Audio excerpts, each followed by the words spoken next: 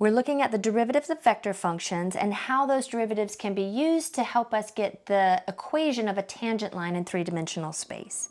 Our initial vector function that is tracing out some curve C is r at t is equal to t times the sine of 5t in the direction of I, t squared in the direction of j, and t times the cosine of 3t in the direction of k.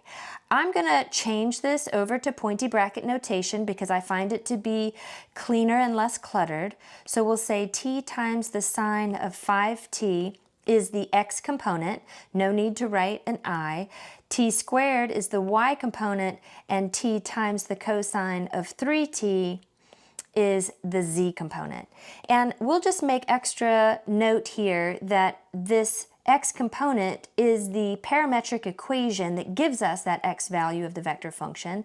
This can also be considered a parametric equation for our y component, and our z component has the parametric equation. We'll call that h at t. As a reminder, in order to determine the derivative of any vector function, what we need to do is simply calculate the derivative of each of the individual components. So let's do that. If we're looking at the derivative of f at t is the product of two functions, so we're going to need to use the product rule. So the derivative of f will be the first times the derivative of the second. Now, the second here is sine 5t. We're going to need to use the chain rule there, so that's going to be 5 times the cosine of 5t. So that's the first times the derivative of the second, plus the second, which is sine 5t, times the derivative of the first, which is just 1. So that is our derivative of the f function. The derivative of the g function, derivative of t squared, is just 2t. And then the derivative of the h function, again, we're going to need to use the product rule. So we have the first times the derivative of the second, so that's going to be t, times the derivative of cosine 3t is minus 3 sine 3t, plus the second times the derivative of the first, so that's going to be cosine 3t, times the derivative of the first, which is just 1. So here we have our derivatives of each of those individual components, and we're ready to formalize our derivative vector function as being, we'll have our x component is 5t times the cosine of 5t, just simplifying this a tad, plus sine of 5t, that's my x component. The derivative of the g function is just 2t, and the derivative of the h function is negative 3t sine 3t plus cos 3t.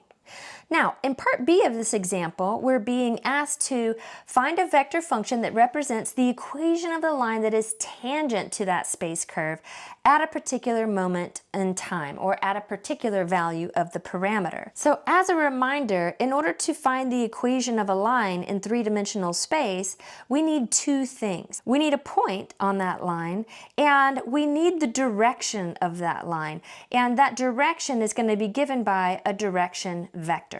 So in order to get the point on the line, what we're going to want to do is take our specified value of the parameter, which is pi over 2, and we're going to plug that pi over 2 into the position function, which gives us a point on the line. If we plug that value pi over 2 into the derivative function, we're going to get a direction vector that is pointing in the direction of the tangent line. So let's copy paste the original function r at t and the derivative that we just calculated so that we can see when we are plugging pi over 2 into the original function, we're getting pi over 2 in for t times the sine of 5 times pi over 2 is just going to be 5 pi over 2, and that's the x component. When we plug pi over 2 into the y component, we're going to get pi squared over 4. And when we plug pi over 2 into the z component, we're going to get pi over 2 times the cosine of 3 pi over 2. So let's simplify this down here. 5 pi over 2 is up here on the unit circle, and the sine of 5 pi over 2 is 1. So this x coordinate, or the x component, is just going to be pi over 2 times 1. And then we have pi squared over 4 as the y component, and the cosine of 3 pi over 2, 3 pi over 2 is down here, and the cosine of 3 pi over 2 is 0, so all this zeroes out, and I end up with 0 as the z component. And this is a position vector that would terminate at an ordered triple that is a point on that space curve. So we can think about this as giving us the position or a point on the curve C. Now we need to determine the value of the derivative evaluated at pi over 2. So we'll take pi over 2 and plug that into the derivative vector function, and we get 5 times t is going to be 5 pi over 2 times the cosine of 5 pi over 2 plus the sine of 5 pi over 2. And then for the y component, we have 2 times pi over 2, which is just pi. And then for the z component, we start off with negative 3 times pi over 2 is negative 3 pi over 2 times the sine of 3 pi over 2 plus the cosine of 3 pi over 2. So let's look again here at the unit circle in order to simplify these. 5 pi over 2 is up here with a cosine of 0 and a sine of 1. 3 pi over 2 is down here with a cosine of 0 and a sine of negative 1. So our x component, we end up with 5 pi over 2 times the cosine of 5 pi over 2 is 0 plus the sine of 5 pi over 2 is 1. That's our x component, and then we have pi as the y component, and then as the z component, we're looking at negative 3 pi over 2 times the sine of 3 pi over 2.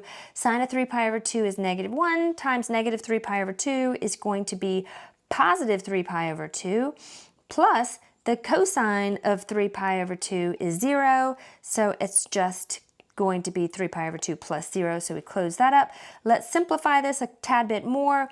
This is, of course, just 0, so we end up with 1 as the x component, pi as the y component, and 3 pi over 2 as the z component. And this is our derivative vector that is pointing in the direction of the line that is tangent to the curve. So now we have an ordered triple that is a point on the curve and a vector that is pointing in the direction of the tangent line. So in order to get the equation or the vector function for the tangent line in three-dimensional space, a vector function for a line that is tangent to our curve can be calculated by looking at a vector that points to a point on the curve, we'll call it R0, or a place to start on the line. And then we as well need a vector in the direction of the line, and that would be multiplied by a value of the parameter. And again, just to bring it to your attention that this kind of feels very similar to y equals mx plus b.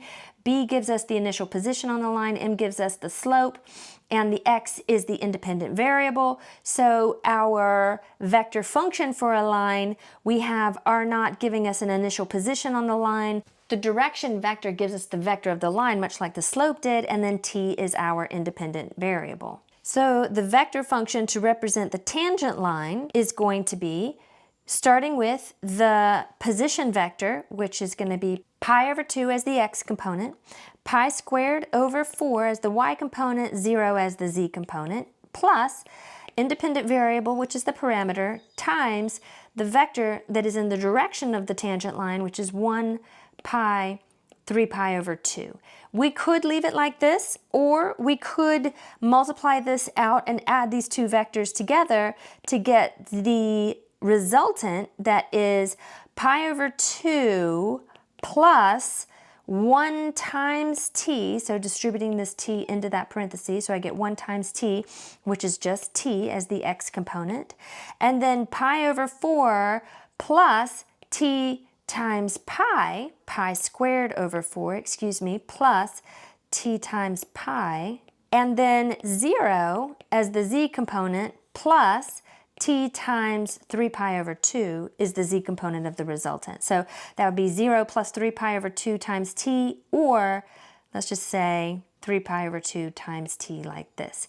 Now let's jump over to GeoGebra to check our answer. Here we are in geogebra.org, and we have selected the 3D graphing calculator, and what we want to do is put in the initial vector function that gives us the space curve. So our initial vector function, lowercase r, is equal to, open parens, t times sine of 5t as the x component, t squared as the y component, and t times the cosine of 3t as the z component.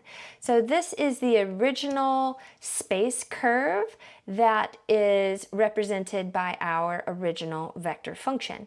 Now we do have a point on this curve, and I want to graph that before we graph our line. In order to graph a point, I do need to use a capital letter. Lowercase letters in GeoGebra represent vectors and vector functions. Capital letters are going to be points. So our point that we had on the curve was open parens pi over 2. So coming down here to the bottom, we see that we do have a pi feature or a pi button. So we'll say pi over 2 like this is the x coordinate of our point. The y coordinate of our point is going to be pi squared over 4. And the z component of our point is just 0. So we can see that when we use that capital letter, we ended up with a point that is actually on our space curve. Let's make this color a little brighter. So I've changed it to being red so that hopefully it shows up a little bit better. Now let's put in our vector function representing the line that's tangent to this curve at this point. So we would expect it to be coming in like this. I'm going to call it something different. I've already used r, so I'll just arbitrarily choose v for a vector function and lowercase, because that's how we talk about vectors and vector functions. Our x component is going to be pi over 2 plus t. So we'll say pi over 2 plus t, and then pi squared over 4 plus t pi, and the z component is 3 pi over 2 times t. And we can see that we do have a line that looks to be tangent. Again, I'm going to change the color so that it's a little easier to see. Clicking on the 3 dots here, have to hit enter first and then click on the 3 dots to get the settings and the color. And let's change it to green so that it shows up a little bit better. And here we see that our tangent line, or the equation of the vector function that we got for our tangent line, does appear to be tangent to that space curve at the given point.